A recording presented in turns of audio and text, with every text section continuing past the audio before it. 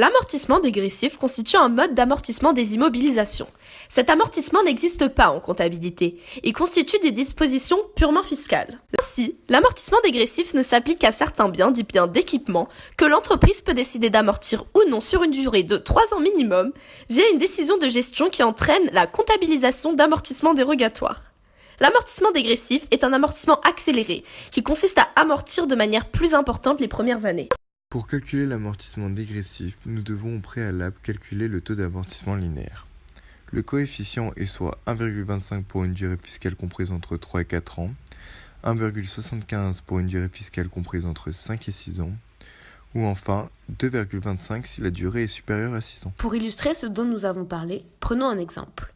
La société Fravi a acquis et mis en service le 3 février de l'année N une machine-outil d'une valeur de 23 000 €. La durée prévue d'utilisation de cette machine est de 4 ans.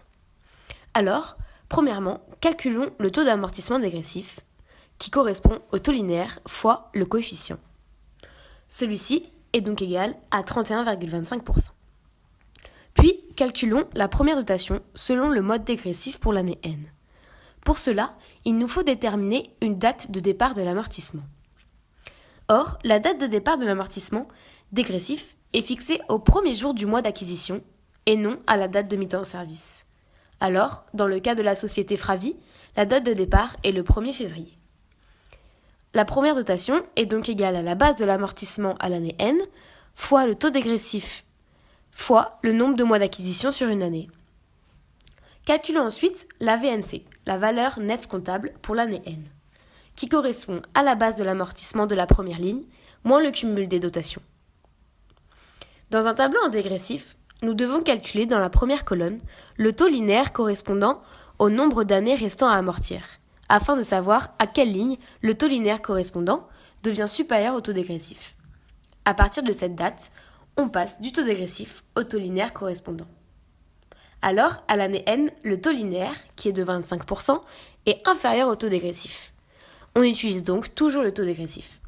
Cependant, en année N plus 1, le taux linéaire, qui est de 33,3%, est supérieur au taux dégressif, qui est de 31,25%.